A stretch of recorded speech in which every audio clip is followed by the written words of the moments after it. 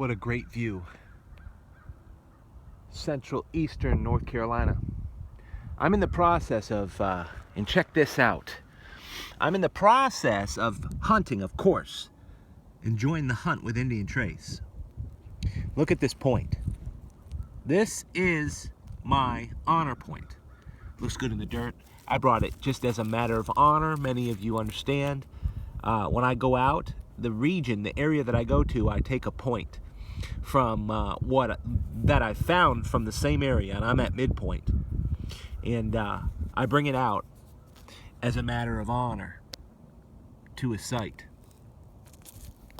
And not necessarily good luck, but just something to keep my heart honorable. And this is a good place out here. As you can see, if you can see it, we're looking at old peanut field. If I get this thing put up, excuse me here while I bobble you around. Little pond right over there where those trees are, very common. Crows are out. Nice countryside. So welcome to Indian Trace. I really appreciate the response. I try to comment back to anybody who responds, but just some really great thoughts I wanted to share today. And I'm finally in the mind frame, the wind starts, where I'll be able to make some comments about the hunt and about what it means to be out hunting and allow you to join the hunt. Nice 55 degrees, cool breeze blowing in. Let me tell you first the foundation of exactly where I am here at Midpoint. And we're gonna go right across over here. Check this area out. I have found serrated points, Dixons. I have found a couple atlatl banner stones, broken, but that's common. I've found great hammerstones here. I've found scrapers here that are nice. And so the full spectrum of this site that I call Midpoint, which isn't huge at all, just takes a little while here at lunchtime. The full spectrum here is that it had pretty much everything that the North American Indian, the archaic Indian, was using. I found right across here at Stone Hill a paleo point. And so I know that where I am, where we are, I got to keep my eyes open because this was Indian land. And I was sitting here thinking about it because right through there is Touch Point. Just beyond that is Stone Mountain. Just behind that is Riverdale.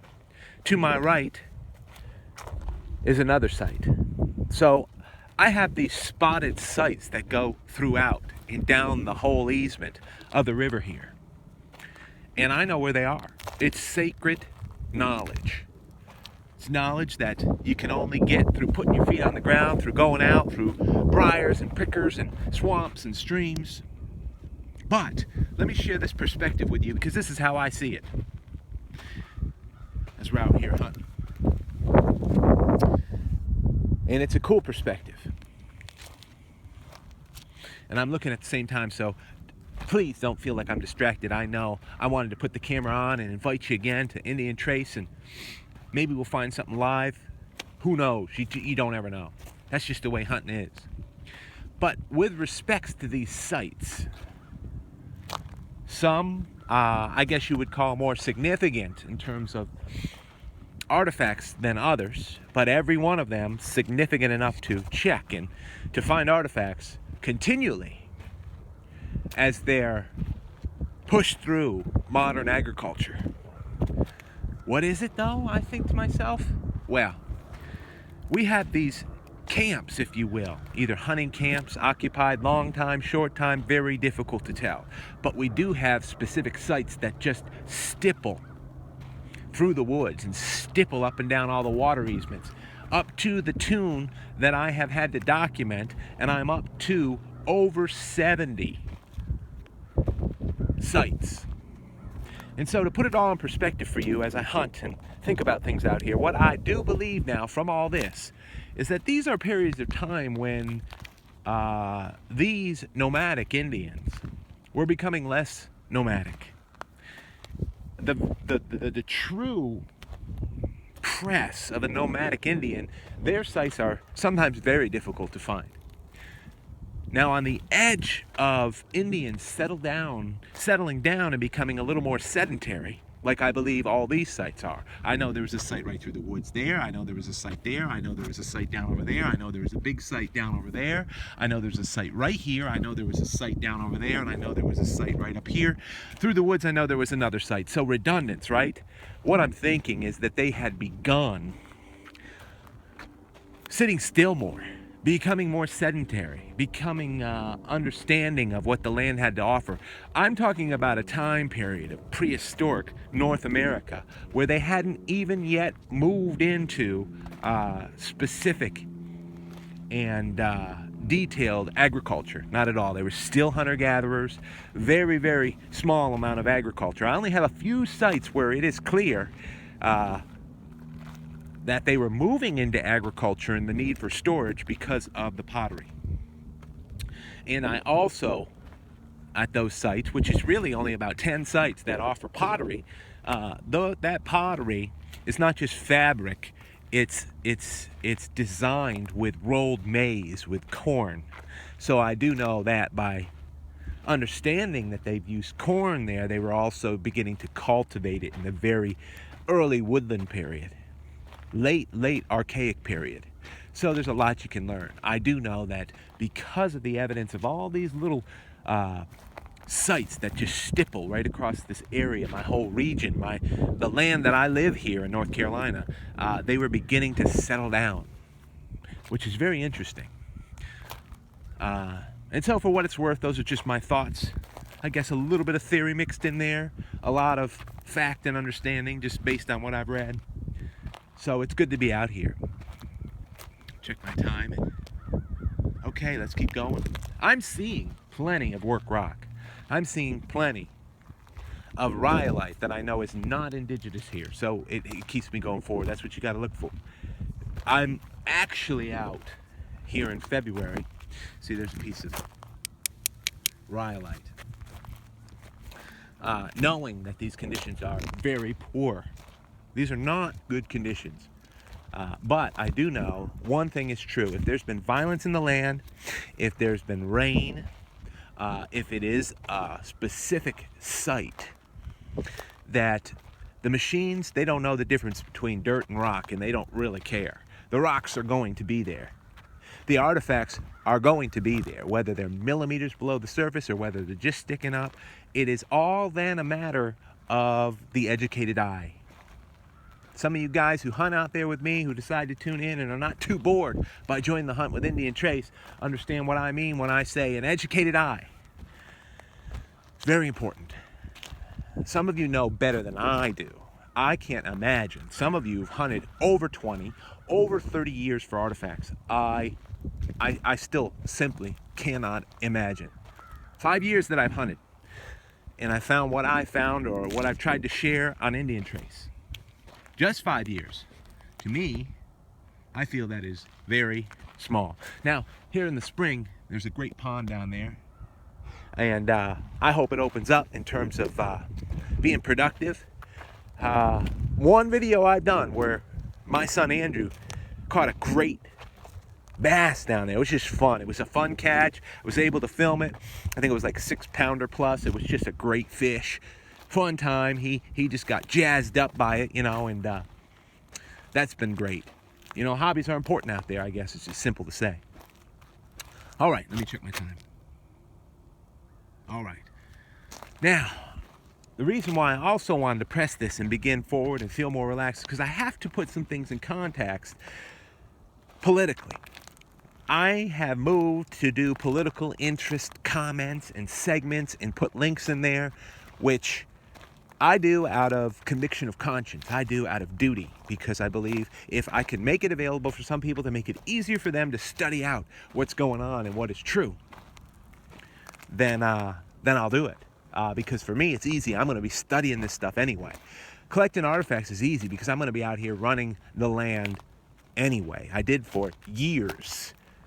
in distance running before I even comprehended or it clicked that I could just alter my plans and run and walk a little bit and, bring in some artifacts, which is just a whole different story altogether. Really cool story. Now, my political interest today is to put in context some of the alternative news perceptions out there. Unfortunately, MSM, which is mainstream media, which I don't want to talk about much today, they're pitiful enough. But, of course, because their competition, which is, I should say, which is the truth, see, they don't like that. Propaganda is supported of, and its foundation is something that is not true. Why? Because they had rather believe, and for a while, it was being indicated to them that the American public were a bunch of dupes, believing lies. I mean, I do believe that anybody who voted for Barack Obama, even the first term, was duped, was fooled. I was never fooled from the beginning because I believe, just as Martin Luther King Jr. believes, just as Mahatma Gandhi believes, just as Mother Teresa believes, or Nelson Mandela, just as any great world leader believes, that you judge a man, you judge a soldier, you judge a teacher based on the content of their character, not the color of their skin. But in this country, because of the sadness of Hollywood, because of the sadness of modern media and modern news, people all of a sudden thought it was cool to judge a man based on the color of his skin and how cool he was, or how cool the people that he hung out were. And so, pitifully, Obama was elected in the first term. I knew he'd be a disaster because he had no character, no background, no pedigree, no foundation, no work, no administrative talent, nor experience. So it was a disaster. Second time broke my heart even worse, knowing that there were Americans who were asleep or who were biased or who were locked into some religious idea, so they refused to vote altogether. God have mercy. Thank God we've been restored, and so much is healing and has been healed. I didn't want to talk about that. But the reason I said that is because now the rise of people with backbone, of companies, just single individuals who decide they're going to report. Okay, my time is good. I'm moving forward. It's not going to be much longer here. And so my comment, of course, in mind today, I had Alex Jones, who is continually hammered with multiplied double-digit negative stories about how Creighton. Now, I'll tell you one thing. Passionate, zealous, he is indeed. But here's the key element, and I put links for him up there.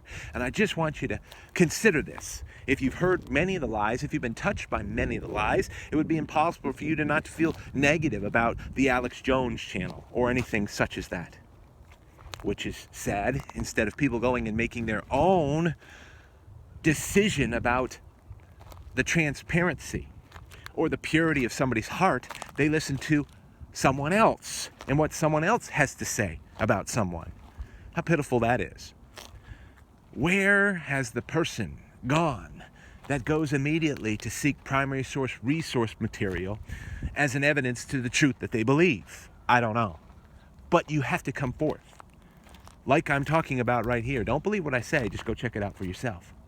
Now, the Alex Jones channel, one reason I support it is not because of crazy Alex. He's passionate and zealous just like I am. I tone it back for Indian Trace. Listen, I tone it back. Now, when I was teaching, and I'm a high school teacher of history and civics, many times for my students' sake, whether they're 10th graders or 11th graders or whatever, I would let it go, and they would love it. And maybe that's why they loved me. And I loved them just as much, because we could get on a plane where we were being transparent back and forth between one another as a teacher and a student. Well, Alex Jones is like that. And he is selfless, so he just doesn't care.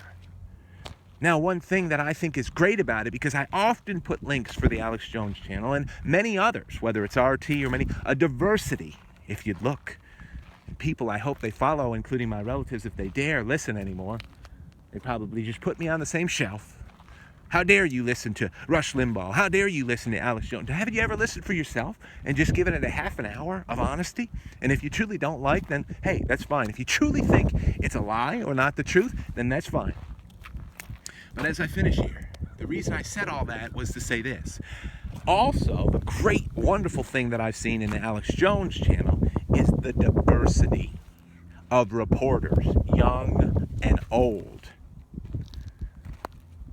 One thing they have in common is indeed they are all, and everyone, and all the guests, and all the different reporters he has reporting on all different types of stories are nationalists. They love the United States of America. They love the United States of America. How pitiful, how disgraceful there are that a professor or a teacher in this country disdains our country. You know, every family, including my own family, has grown up in the family. Everybody in it has made mistakes here and there. Every daddy, every mother, every child has been cruel, has been hurtful in their language or the way they speak to one another or even the way they act. But it is not a reason why to judge the fullness of that family as a failure, which is what many people are trying to do for this country. Sure, our actions, our words, the way we've treated groups of people, individuals, has been hurtful. Indeed it has. What is this I'm looking at? Okay. Not finding anything, so I'm just ranting and raving. Anyway, you're out here looking, you're hunting just with me. Trust me, if we found something, we'd take a look at it. And I'm just moving along here, just checking an area, seeing what's to see. Now, let me finish.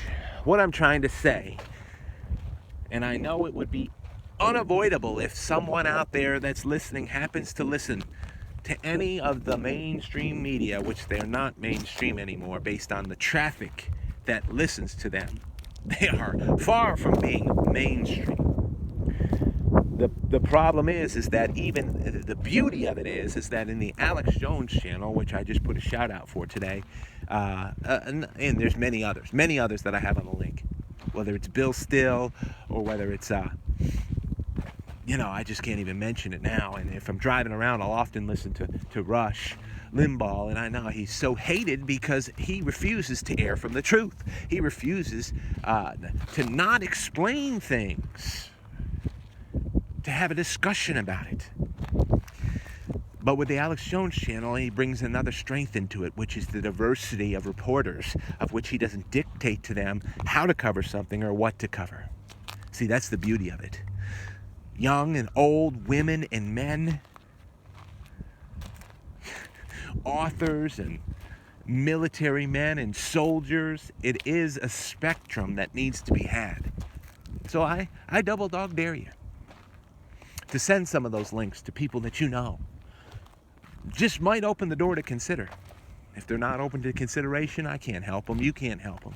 But I'm going to guarantee there is people across the nation, nationalists, people who love our country waking up. And I love it.